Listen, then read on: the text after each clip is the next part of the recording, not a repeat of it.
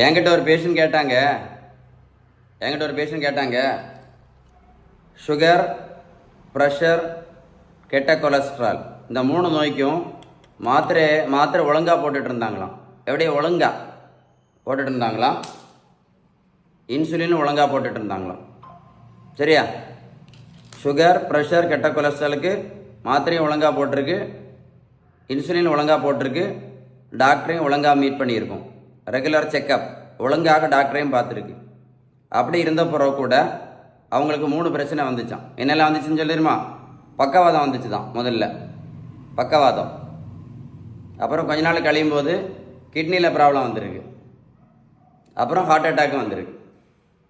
அப்புறம் நான் சொல்ல வேண்டிய அவசியமே இல்லை, கண் குருடு, கண் பார்வை குறைஞ்சிச்சு.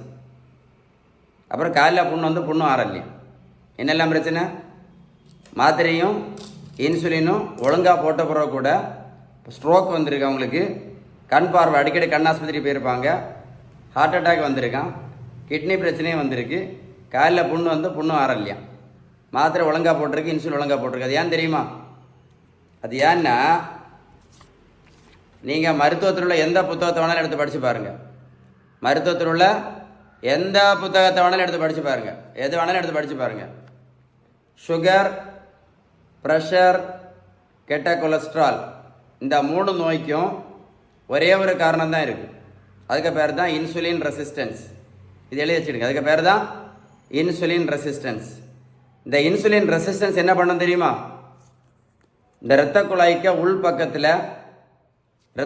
உள்பக்கத்தில் பாதிப்பு உண்டு பண்ணிகிட்டே இருக்கும். அந்த பாதிப்புக்கு பேர் தான் அத்தீரோஸ்க்ளீரோசிஸ். இந்த பிளாக் இருக்குது பார்த்தீங்களா, அடைப்பு இருக்குல்ல, பிரச்சனை, இரத்த குழாய்க்கு உள்பக்கத்தில் பாதிப்பு இருக்குல்ல, அதுக்கு பேர் தான் அத்தீரோஸ்க்ளீரோசிஸ். சரியா? இந்த இரத்த குழாய்க்கு உள்பக்கத்தில் பாதிப்புக்கு பேர் அத்தீரோஸ்க்ளீரோசிஸ். இந்த பாதிப்பு எதனால் வருதுன்னு கேட்டிங்கன்னா இன்சுலின் ரெசிஸ்டன்ஸ்னால வருது. சரியா? இந்த பாதிப்பு வரும்போது மூளைக்குள்ளே இரத்த குழாய் பாதிச்சா என்ன வரும்? பக்கவாதம். கண்ணுக்குள்ளே இரத்த குழாய் பாதிச்சுன்னா கண்ணு குருடு. ஹார்ட்டில் இரத்த குழாய் உள்பக்கம் பாதிச்சுன்னா ஹார்ட் அட்டாக்கு. கிட்னி இரத்த குழாய் உள்பக்கம் பாதிச்சுன்னா கிட்னி டயாலிசிஸ் பண்ணணும். காலில் ஏதாவது புண்ணு வந்துச்சுன்னா காலை விரலை வெட்டி எடுக்க வேண்டியதுதான். புரிஞ்சுதா? புரியலையா? அதனால இந்த இன்சுலின் ரெசிஸ்டன்ஸை சரி பண்ணணும்னா நீங்கள் மருத்துவத்தில் உள்ள எந்த புத்தகத்தை வேணாலும் எடுத்து படித்து பாருங்கள், எந்த புத்தகத்தை வேணாலும் படித்து பாருங்கள். இந்த இன்சுலின் ரெசிஸ்டன்ஸ் சரி பண்ணணும்னா அவங்க சொல்லக்கூடிய பெஸ்ட் ட்ரீட்மெண்ட் பேலன்ஸ்டு டயட்டு தான். பேலன்ஸ்டு டயட்டு தான் பெஸ்ட்டு ட்ரீட்மெண்ட். அப்புறம் உடல் உழைப்பு, அப்புறம் நல்ல தூக்கம், இது 3 தான் பெஸ்ட்டு ட்ரீட்மெண்ட்.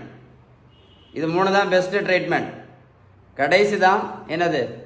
மாத்திரையும் இன்சுலினும். அப்படின்னு யார் சொன்னா? நான் சொல்லலை, மருத்துவத்தில் எந்த புத்தகத்தோட எடுத்து படித்து பாருங்கள். அதனால நீங்கள் பேலன்ஸ் டயட் ஃபாலோ பண்ணலேன்னு வைங்களேன், இந்த இன்சுலின் ரெசிஸ்டன்ஸ் சரியாகலைன்னா இரத்த குழாய்க்கு உள்பக்கம் பாதிச்சுக்கிட்டே தான் இருக்கும். நீங்கள் மாத்திரை ஒழுங்காக போட்டாலும் சரி, இன்சுலின் ஒழுங்காக போட்டாலும் சரி, பேலன்ஸ் டயட்டை கரெக்டாக ஃபாலோ பண்ணாமல் இருந்தால் எல்லா பிரச்சனையும் படிப்படியாக கண்டிப்பாக வரும். நீங்களே பார்த்து பாருங்கள். இல்லை நீங்கள் சாப்பிட்டு பாருங்கள். 10 வருஷம் மாத்திரையும் 10 வருஷம் இன்சுலின் மட்டும் ஒழுங்காக பண்ணி பாருங்கள். இந்த பேலன்ஸ் டயட்டை கரெக்டாக நீங்கள் ஃபாலோ பண்ணாமல் இருந்தீங்கன்னா நான் சொன்ன எல்லா பிரச்சனையும் கண்டிப்பாக படிப்படியாக வரும். கரெக்டாக இல்லையா? உங்களுக்கு பேலன்ஸ்டு டயட்டை பற்றி ஏதாவது ஹெல்ப் வேணும் அப்படின்னா கமெண்ட்ஸில் GOOD குட் அப்படின்னு டைப் பண்ணி அனுப்புங்க. சரியா? எவ்வளவோ யூஸ்லெஸ் வீடியோஸ் எல்லாம் ஷேர் பண்ணுறீங்க, இந்த மாதிரி நல்ல வீடியோவை ஷேர் பண்ணி கொடுத்தீங்க அப்படின்னா இந்த வேர்ல்டில் நிறைய பேருக்கு யூஸ்ஃபுல்லாக இருக்கும். அதனால் நான் மாத்திரையை ஒழுங்காக போட்டுட்ருக்கேன், இன்சுலின் ஒழுங்காக போட்டுட்ருக்கேன் அப்படின்னு நம்பிட்டு இருந்தீங்க அப்படின்னா இந்த எல்லா பிரச்சனையும் கண்டிப்பாக படிப்படியாக வரும். வேணும்னா இந்த வீடியோ சேவ் பண்ணி வச்சு ஒரு கூட போட்டு கேளுங்க.